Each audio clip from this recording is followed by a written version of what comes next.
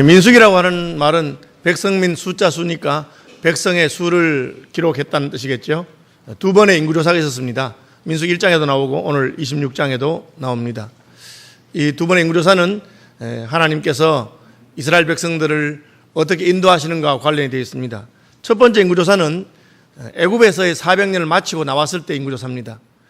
하나님이 요셉을 애굽의 총리로 먼저 보내시고 또 야곱의 자녀들이 70명이 애굽에 들어갔습니다. 처음에는 환영을 받았으나 나중에는 숫자가 너무 늘기 때문에 경계의 대상이 되고 또 마침내 노예 생활을 하게 되고 또 아들을 낳으면 나일강에 죽이라고 하는 그런 핍박을 겪으면서 출애굽하게 됩니다.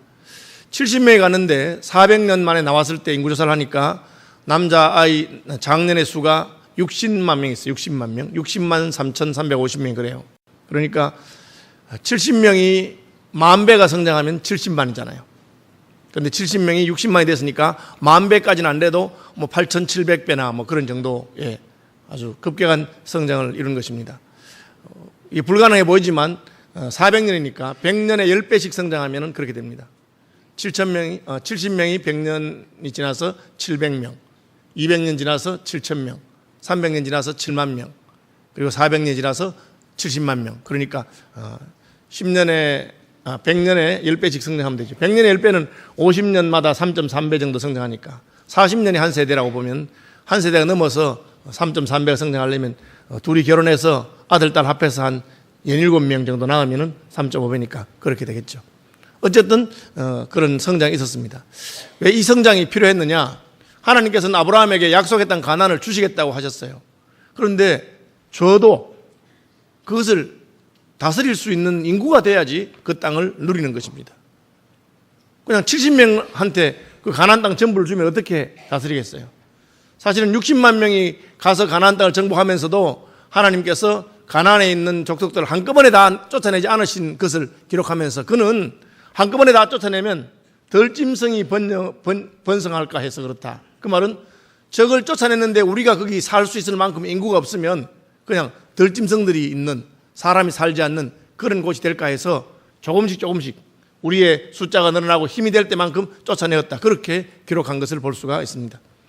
그러므로 하나님의 섭리는 아브라함에게 약속했던 가나안을 주신다고 약속하실 뿐 아니라 그리고 그것을 받을 수 있는 민족이 되도록 그것을 차지해서 다스릴 수 있도록 그것을 함께 하는 것을 볼 수가 있습니다. 한편으로는 가나안 땅에 있는 아모리 족속의 죄악이 아직 관영하지 않았기 때문에 그들이 하나님 앞에 심판받아도 마땅할 때까지 기다리시는 것이고 그 기다리는 시간 동안에 이스라엘 백성을 애굽에서 한 가족이 민족으로 성장하도록 하시는 것이 하나님의 섭리입니다. 하나님이 모든 것을 다 합력해서 하나님의 계획대로 하시는 분인 것을 알 수가 있죠. 첫 번째 인구조사였던 민수기 1장에서 시내산에서 시내 광야에서 인구를 조사해 보니까 레위 지파를 제외하고 60만 명이 좀 넘었어요. 60만 3,550명이 그래요. 그리고 레위 지파가 2만 몇천 명 정도가 됐어요.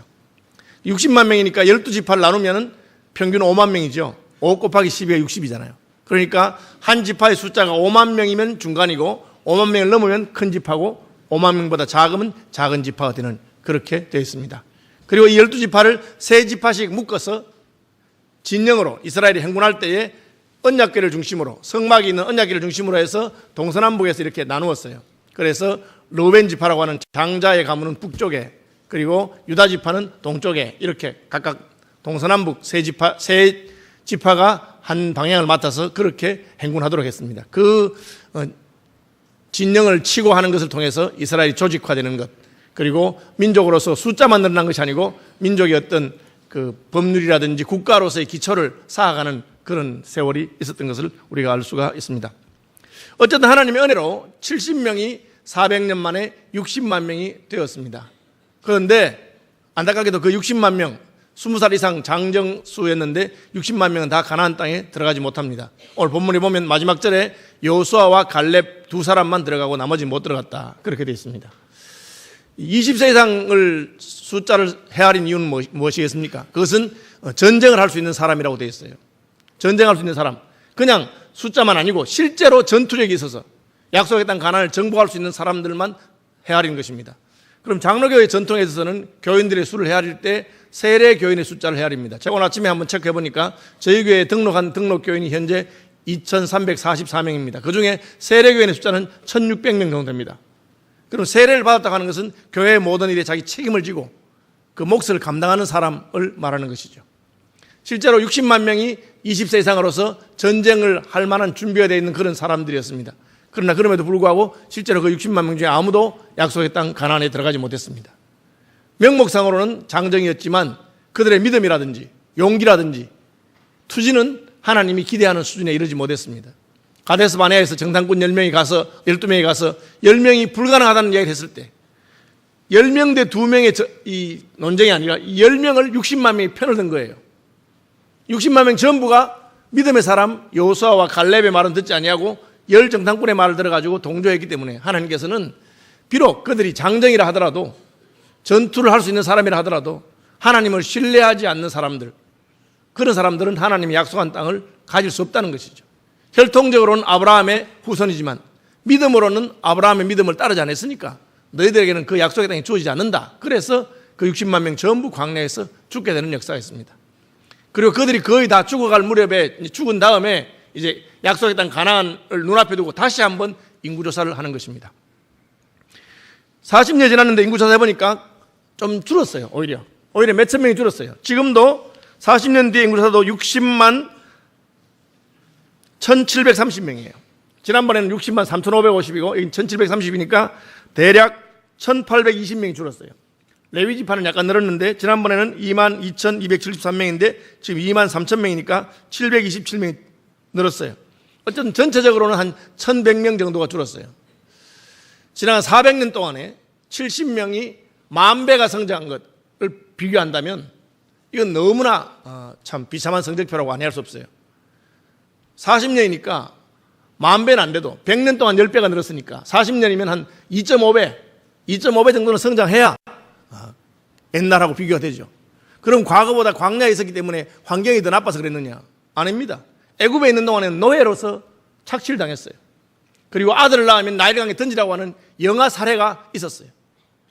영아 사례와 노예의 힘든 생활 가운데서도 하나님께서는 100년마다 10배씩 성장하겠는데 이 40년 동안 한 배도 성장 못하고 오히려 조금 줄었다고 하는 것은 참 슬픈 일이 아닐 수가 없습니다. 왜 그렇습니까? 믿음으로 행하지 않는 하나님의 백성들에게 하나님의 복과 위로가 없는 것입니다. 애굽에서 생육이 죽는다고 번성한 것에 대해서 출애굽기는 말하기를 하나님께서 복을 주셔서 그랬다. 하나님께서 이스라엘 백성들에게 축복하셨기 때문에 그들이 생육이 죽는다고 번성하고 산파가 오기 전에도 아기를 낳아도 건강하고 그렇게 말씀한 것을 볼 수가 있습니다. 그러므로 광야에서의 인구 증가가 멈춘 것이나 애굽에서의 폭발적인 성장을 한 것은 다 하나님의 은혜와 축복입니다. 이것은 오늘날도 마찬가지입니다. 우리가 조국 교회가 복음이 전해진 다음에 폭발적인 성장을 해서 전 세계 유례가 없는 그런 교회 성장을 우리가 경험했습니다.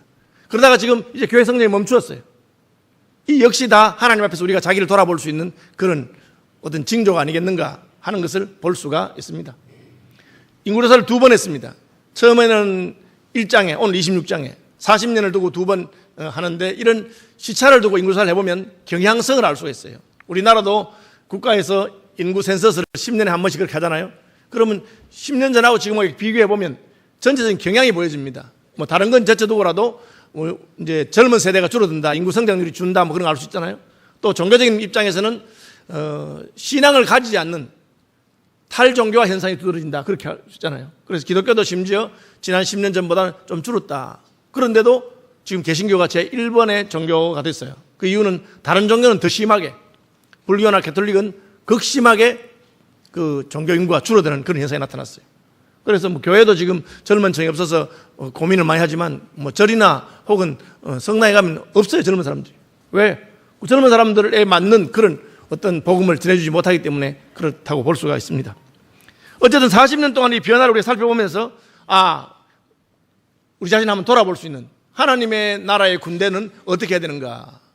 우리도 하나님 앞에서 인구조사를 할 때 우리는 믿음의 사람들이 어떻게 성장했을까, 줄었을까 하는 것을 살펴볼 수가 있는 것입니다. 이 이제 지파를 3개씩 해서 한 진영이라 하는데 진영별로 이렇게 적어놨어요. 제일 첫 번째 진영이 르우벤 진영입니다. 르우벤은 장자였죠. 원래 자손들로 가게 되면 장자의 가문이 먼저 결혼하고 애를 먼저 낳기 시작하기 때문에 지나가면 숫자가 제일 많아지는 것이 일반적으로는 자연스럽습니다. 그런데 놀랍게도 로벤 가문은 그렇지 않았습니다. 로벤은 그 1장에서 인구조사를 했을 때 46,500명이에요. 작다고 할 수는 없지만 평균에 못 미쳐요. 5만 명이 평균이니까 46,500명입니다. 그리고 40년이 지나니까 43,730명이 됐어요. 2,770명, 3,000명 정도 줄었어요. 로벤 지파 인구가 왜 줄었을까? 먼저 시작했잖아요.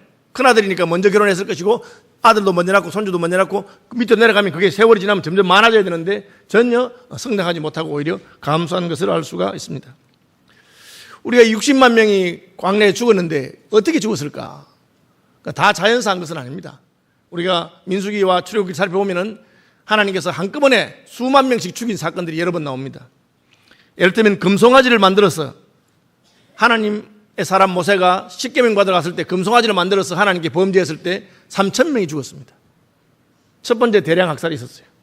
그 다음에 기브롯 핫다와에서 고기가 없다고 불평해서 하나님이 메추라기를 1m 높이 가까이 주었을 때, 그때 고기가 그들의 이빨 사이에 있을 때, 고기 먹고 기분 좋아할 때 하나님이 많은 사람을 치셨다고 기록되어 있습니다. 고라 자손이 고라가 반역함으로 고라에 동조했던 족장 250명이 죽었고요. 그 250명 죽은 것 때문에 모세와 아론에게 또 그냥 와서 불평하다가 14,700명이 죽었어요. 합해서 거의 15,000명이 죽었습니다. 에돔 왕이 길을 안 비켜서 길을 우회하던 중에 환경과 물이 없는 것을 원망하다가 불뱀이 나와서 많은 사람이 죽었다고 되어 있습니다. 그리고 오늘 1절에 나오는 연병 후에 하는 이 연병, 발람이 이스라엘 백성들을 저주할 수 없게 되자 그는 악한 꾀를 내어서 이스라엘 백성으로 하여금 모압 여인과 음행하게 하고 모압의 우상 바알에게 경배하게 하는 바알보올의 죄를 짓게 하는 그런 일을 해서 자그마치 24,000명이 죽었다고 기록되어 있습니다. 이런 하나님의 징계가 계속되었어요. 이스라엘 백성들은 광야에 있으면서 10번이나 하나님을 거역하고 하나님 말씀 듣지 않냐고, 하나님이 도와주셔야만 이길 수 있는데 믿음으로 하지 않았기 때문에 많은 사건들이 있어서 이 사건들을 통해서 60만 명 가운데 많은 사람들이 죽은 것을 우리는 알 수가 있습니다. 로벤 지파는 그러면 이런 사건들과 어떤 관계가 있느냐? 로벤 지파는 고라의 반역에 가담했던 다단과 아비람이 로벤의 족장이었어요. 그리고 250명 족장 가운데 많은 사람이 로벤의 족장에 있을 가능성이 있습니다.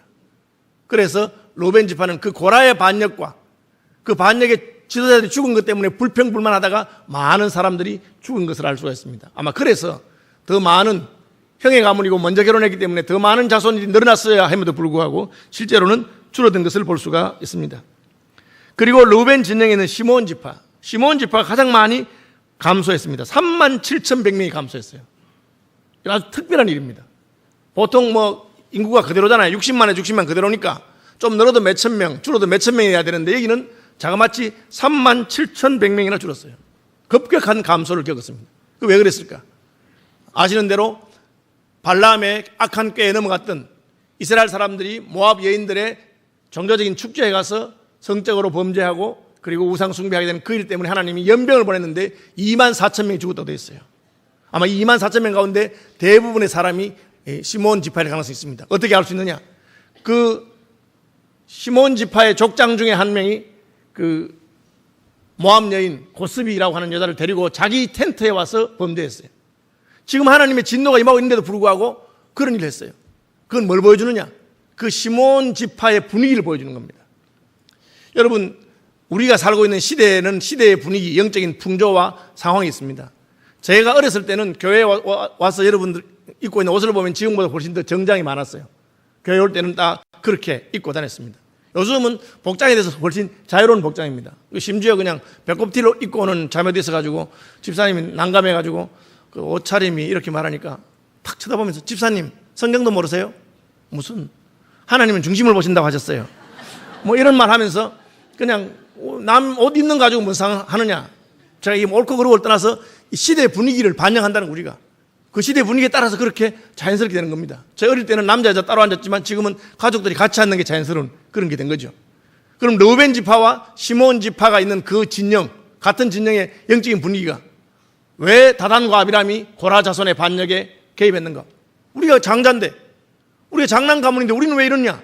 그런 불만과 불평이 있는 것이죠. 그리고 시므온 지파의 그 리더가 모함 여인을 데리고 와서 그런 일을 한 것을 보면 뭐 우리 개인 관계야 내가 좋아서 우리끼리 하는데 왜 뭐 이러쿵 저러쿵 말하느냐 그런 분위기가 그대로 녹아 있고 그래서 그 결과로 이 르우벤 진영에는 세 지파 전부 다 줄었어요. 르우벤 지파는 2,700명, 3,000명 정도. 시몬 지파는 37,000명. 갓 지파도 5,150명이나 줄어서 전체 준 것 가운데 대부분이 45,020명이 이 르우벤 진영에서 준 것을 볼 수가 있습니다. 우리 어떤 적용을 받을 수 있습니까? 우리가 속해 있는 교회와 우리가 속해 있는 집안과 우리의 전도회와 우리의 기관의 영적인 분위기가 어떠해야 하는 걸 보여주는 겁니다. 여러분 분위기에 우리가 휩쓸리게 되어 있습니다. 그래서 오죽하면 여행 가서 엉뚱한 짓 한다고 객기 부리지 마라 그러겠어요. 집 떠나서 그냥 함부로 행동하다가 나중에 창피를 당하고 그런 일이 있습니다. 그 분위기에 휩쓸린다고 하는 것이죠. 영적인 분위기가 참 중요합니다. 교회가 기도하는 분위기, 하나님 말씀을 사모하는 분위기, 충성하고 헌신하는 분위기면 어린애들도 그걸 따라서 다 가게 되어 있습니다. 그렇죠? 제가 목사가 된 지 얼마 안 됐을 때 부산에 있는 백양교회에 협동 목사로 있을 때 그 교회에 전도사님 중에 한 분이 금정산 기도원에서 기도원 총무하다가 이제 신학교 가서 온 분이 있어요. 그런데 그 딸이 있는데 우리 호수하고 또래였는데 너무너무 웃긴 게 있죠. 우리가 그 구역 예배 같은 걸 드리잖아요. 그럼 하고 이제 기도하면 이 딸은 그냥 다른 사람 기도하는 어른들 머리에 손을 얹고 이렇게 막 안수라고 그래요. 하영이라는 애였는데 지금 다 크겠을 생각합니다. 왜? 본계가 그거니까. 그러니까 오죽했으면 맹자의 어머니가 3번이나 이사하면서 아이 교육에 맞는 분위기를 했을까. 그런 걸 볼 수 있습니다. 르우벤 지파 그 진영에 속한 사람들은 전부 다 줄어들었습니다. 왜? 영적인 풍토가 그래서 반역에 가담하고 죄악에 가담하니까 하나님이 치실 때마다 인구가 줄어드는 것이 있습니다. 분명히 장남이기 때문에 더 유리한 출발을 먼저 한 유리한 것이 있었지만 그것을 지키지 못한 그런 슬픔이 있었습니다. 가장 많이 성장한 진영은 어디라고 할 수 있습니까? 유다 진영입니다. 유다 지파는 1,900명, 이사갈 지파는 9,900명, 스불론 지파는 3,100명, 합해서 14,900명, 15,000명이 성장했습니다. 유다 지파는 다 성장했어요. 아시는 대로 유다 지파에 누가 있습니까? 갈렙이 있습니다. 갈렙은 믿음의 사람이죠. 그런데 성경을 연구해 보면 갈렙은 유다의 후손은 아니다. 혈통적으로는 유다 지파 아니다. 그렇게 주장하는 분들이 있어요. 성경을 찾아보면 여분네의 아들 갈렙이라고 되어 있는데 이 여분네를 그나스 사람 혹은 그니스 사람이라 해요. 우리말 성경에는 그나스로도 한번 나오고 그니스로도 한번 나오는데 같은 겁니다. 음력을 했기 때문에 약간 다르게 번역했지만 같은 겁니다. 그런데 그니스 사람은 창세기에 보면 원래 가나안에 살고 있던 민족 중에 그니스 족속이라는 족속이 있어요. 그래서 그 한두 구절로 확정할 수 없지만 많은 사람들이 갈렙은 원래 유다 지파가 아니라 유다 지파에서 받아들여진 사람이라고 봅니다. 그럼에도 불구하고 그는 믿음으로 살았기 때문에 유다 지파의 대표, 정탐꾼을 보낼 때 유다 지파의 대표로 갈렙이 나간 것을 볼 수가 있습니다. 이건 뭘 말합니까? 유다 지파가 믿음으로 다른 사람을 받아들일 수 있는 그런 마음을 가진 사람들이라는 걸 볼 수 있습니다. 우리 구주 예수 그리스도는 유대인의 왕이실 뿐 아니라 세상 모든 사람들의 왕이 되셨습니다. 그분은 이방인의 친구가 되어주시고 죄인의 친구가 되어주신 분입니다. 여러분 교회가 성장하기 위해서는 이처럼 우리하고 다른 사람들을 받아들일 수 있는 마음의 준비가 되어 있어야 돼요. 이건 한국 이야기 아니고 미국 이야기입니다. 제가 목사들끼리 모여서 이런저런 교회 이야기하다 보니까 교인들이 왔는데 교회가 성장하지 않는 이유가 뭐냐? 먼저 있는 교인들이 새로운 교인들을 배척하기 때문에 그래요. 새로운 교인이 뭘 모르는데 그 사람 도와주고 안내줘야 되는데 배척한다는 거예요. 제가 이런 이야기가 주제가 나니까 어느 한 목사님이 말도 마라 하면서 자기가 알고 있는 미국 교회는 교인이 4명 남았는데 새로운 교인이 오면 그 4명이 연합해서 쫓아낸답니다. 어떻게 쫓아내냐 물으니까 이유는 딱 한 가지래요. 그 교회가 쓰는 그 장례식, 묘지가 있는데 4칸 남아있대요. 그래서 딴 사람이 오면 자기 묘지를 뺏기기 때문에 그냥 자기들 4명 신앙생활 하다가 죽으면 거기 묻히는 것. 우리 아버지 묻혔고 할아버지 묻혔고 교회당 묘지에 묻히기 위해서 그 4명이 연합해서 새로운 교회는 쫓아내는 교회가 있대요. 이런 말이 안 되는 것 같죠? 저는 거짓말인 줄 알았어요. 그런데 그런 일이 있다는 거예요. 유다 지파가 왜 성장합니까? 유다 지파는 갈렙은 섞여 들어온 민족이라 할 수 있는데도 유다 지파의 지도자가 됩니다. 왜? 믿음으로. 다른 걸 보지 않습니다. 그 하나님을 섬기고 믿음으로 따르는 것을 받아들였기 때문에 유다 지파가 성장할 뿐 아니라 유다 지파가 속해 있는 유다 진영 전체가 성장하는 것을 볼 수가 있습니다. 여러분 마음에 잘 새겨야 됩니다. 그죠?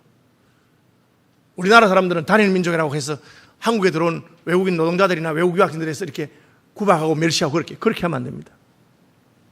그가 한 행동에 따라서 그의 가치관에 따라서 우리가 평가하고 판단할 수 있습니다. 한국 사람이든 외국 사람이든 잘못한 것은 우리가 비판하고 또 지적해야 됩니다. 그러나 잘한 것은 또 인정해야 됩니다. 교회는 그런 곳이 되어야 할 것입니다. 유다 지파는 성장하고 이사갈 지파와 스불론 지파도 성장한 것을 볼 수가 있습니다. 그 다음에 특이한 것은 에브라임 진영입니다. 에브라임은 요셉의 아들 므낫세와 에브라임 중에 둘째 에브라임입니다. 요셉이 그 두 아들 때문에 마음에 근심이 많았습니다. 왜? 비록 노예로 팔려가서 종으로 팔려갔지만 아버지에게 허락받고 결혼한 결혼이 아닙니다. 아버지 야곱이 허락한 결혼이 아니에요. 보면은 아브라함이 자기 아들 이삭의 며느리를 구해주고, 그죠? 그런 게 있잖아요. 이삭도 야곱도 외삼촌 집에 가서 그 믿음이 통하는 사람끼리 결혼하고 그런 게 있는데, 요셉은 그는 믿음의 사람이었지만 결혼할 때는 애굽 제사장의 아들과 결혼했기 때문에 딸과 결혼했기 때문에 그 자녀들에 대해서 아버지가 어떻게 생각할까? 그 아브라함과 이삭과 야곱의 언약을 이 아들도 계승할까 염려가 많아서 아버지가 돌아가신다는 말 듣고 아들 둘을 데리고 왔어요. 그런데 눈이 어두웠던 야곱이 요셉이 아들을 데리고 온지도 몰랐는데 요셉이 왔다는 말을 듣고 첫 마디가 요셉아 걱정하지 마라. 내가 애굽에서 낳았던 두 아들 므낫세와 에브라임은 내 아들이 될 것이다. 입양을 하겠다는 뜻이에요. 다시 말해 입양한다는 말은 그들도 야곱의 아들로서 야곱의 언약을 이어받을 것이다. 그렇게 말한 거예요. 굉장히 놀라운 것이죠. 그래서 요셉이 깜짝 놀라면서 아버지 안 그래도 손주 둘 데려왔는데 이제 아버지 아들이 하시니 감사합니다. 이 둘을 축복해 주십시오. 그러니까 오른쪽에 므낫세 큰아들 오른손편에 두고 작은 아들 에브라임을 왼손에 두고 이렇게 해달라는데 갑자기 야곱이 손을 이렇게 어긋맞게 가지고 이렇게 하는 거예요. 그래서 요셉이 아버지 얘가 큰아들인데 이렇게 하십시오 하니까 그때 야곱이 말합니까? 아들아 나도 안다. 그렇지만 하나님이 허락하지 않는구나 하고는 이렇게 했어요. 그래서 작은 아들에게 오른손을 얹었어요. 이게 지금 오른손은 하나님의 권능과 능력의 상징이기 때문에 요셉은 야곱이 오른손을 므낫세에 얹길 바랐는데 결과는 무엇입니까? 그 야곱의 축복대로 에브라임 지파가 더 큰 지파가 된 거예요. 언제 동안? 애굽에 있는 400년 동안. 그 핍박과 노예 생활과 아들을 죽이는 그 가운데서도 에브라임 지파가 므낫세 지파를 이겨서 므낫세 진영이 아니라 에브라임 진영이 된 거예요. 근데 그게 끝이냐? 이 놀라운 반전이 있어요. 민수기 1장에서 므낫세 지파보다 에브라임 지파가 큰 지파가 됐는데 오늘 26장에 보니까 뒤집어졌어요. 므낫세 지파가 오히려 에브라임 지파도 커졌고 에브라임 지파는 줄어들었어요. 왜 이런 일이 났을까? 우리는 추측할 수밖에 없습니다. 그런데 므낫세 지파를 보면 저 뒤에 가보면 므낫세의 아들들이 어떻게 쭉 나오다가 여러분 슬로보앗이라고 하는 사람이 나와요. 므낫세의 아들 가운데 슬로보앗이라는 사람이 있습니다. 그런데 이 사람은 자식을 낳았는데 아들이 없이 딸만 낳았어. 여러분 이스라엘은 아시는 대로 아들을 따라서 모든 게 진행되는 거예요. 딸만 낳았어요. 그리고 아버지가 죽었어요. 딸들이 모세와 아론을 찾아가서 말합니다. 우리에게도 기업을 달라. 우리 아버지는 하나님의 약속을 따라서 출애굽했고 광야 생활도 다 했고 우리 아버지는 고라나 무슨 다단과 아비람의 반역 때문에 죽은 사람도 아니고 하나님을 대적한 적이 없다. 심판받아 죽은 자가 아니다. 그런데 아들이 없다고 해서 아버지 이름으로 기업을 안 주는 것이 옳으냐 그렇게. 지금 이게 두 번째 인구조사의 뜻이 뭡니까? 여러분 보시면 인구조사는 목적이 나옵니다. 52절 여호와께서 모세에게 말씀하여 이르시되 이 명수대로 땅을 나눠주어 기업을 삼게 하라. 수가 많은 자에게는 기업을 많이 줄 것이요 수가 적은 자에게는 기업을 적게 줄 것이니 그들이 계수된 수대로 각기 기업을 주되. 이게 지금 1장의 인구조사는 애굽에서 400년 동안 하나님의 은혜가 어땠는 걸 보여준 것이고 26장의 이 인구조사는 이제 가나안 땅에 들어가면 그 땅을 어떻게 나눌 것인가 숫자대로 나눠주겠다는 것입니다. 그래서 수가 많은데 나눠주는 거예요. 그런데 왜 므낫세는 갑자기 늘었느냐? 므낫세의 아들 슬로보앗의 딸들의 말을 보면 이들은 하나님이 자신들에게 약속한 것을 붙들기 위해서 얼마나 노력했는지 몰라요. 예수님께서는 세례 요한 이후로 천국은 침노를 당하나니 침노하는 자가 빼앗을 것이라고 그랬어요.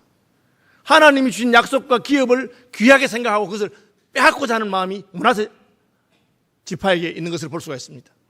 우리는 에서와 야곱의 이야기에서 에서가 장자의 직분을 우습게 생각하고 팥죽 한 그릇에 판 것을 볼 수 있습니다. 그 팥죽 한 그릇을 주고 받은 것 때문이 아니라 그 에서의 태도가 하나님의 복을 누리지 못하게 하는 것입니다. 므낫세는 이전에는 야곱의 축복에서 밀려났습니다.